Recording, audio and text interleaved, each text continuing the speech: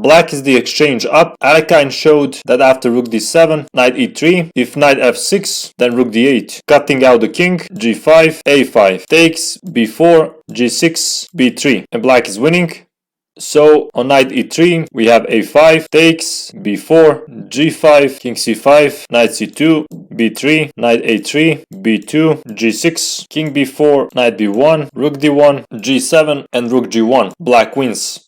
In the game, black played rook h8 with the threat of giving check and winning the knight. Knight e3 forced because knight c3 is strengthening the effect of a5. So knight e3, rook e8, king d4, rook d8, and king e4. One of the most difficult moves in this ending. White chose to keep the king in the center. There is no forced win after king c3, but the probability of defeat for white would be considerable. For instance, black can play rook d6. If the knight moves, rook is gonna go to d1 and hit pawns from behind, and if the pawns move, black king is gonna go behind the rook to e7. The main drawback to white's position after king c3 is that the king is cut off from the king side and there is no real counterplay. By keeping his king in the center, white is gonna have the counterplay by threatening to advance his pawns. Also, king in the center can easily switch to either wing.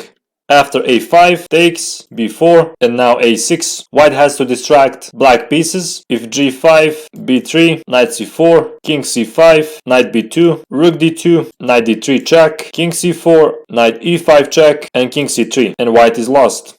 So after a6, we have king c5, b3 does not succeed because of knight c4, king b5, knight b2, king takes, king e3, king b5, g5, king b4, g6, king c3, and knight a4 with a draw.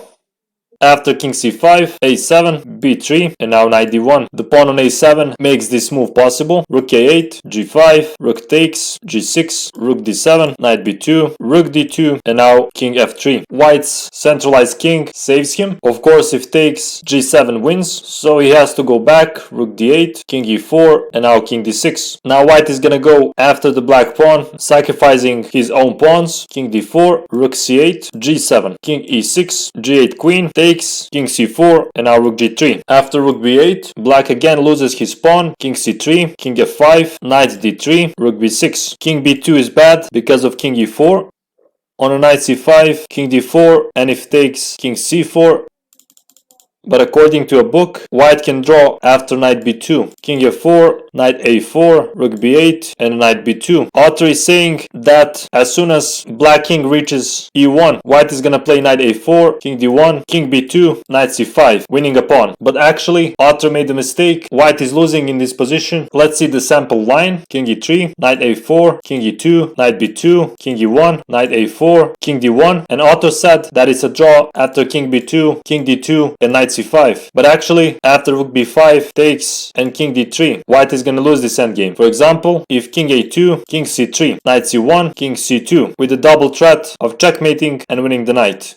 After rook g3, we have knight a4, king f5, king b4, king takes, knight b2, king e4, knight a4, king d4, knight b2, rook f3, knight a4, rook e3, knight b2, king e4, knight a4, king f3. The final attempt to break through, but now only move king a3, because if king e2, king b2, and white king is still not allowing black king to approach. So king e4, king b4, not allowing king to approach, king d4, knight b2, rook h3, knight a4, king d3 takes, and after king d4 the game ended in a draw. A very difficult ending in which the white king saved his army from defeat.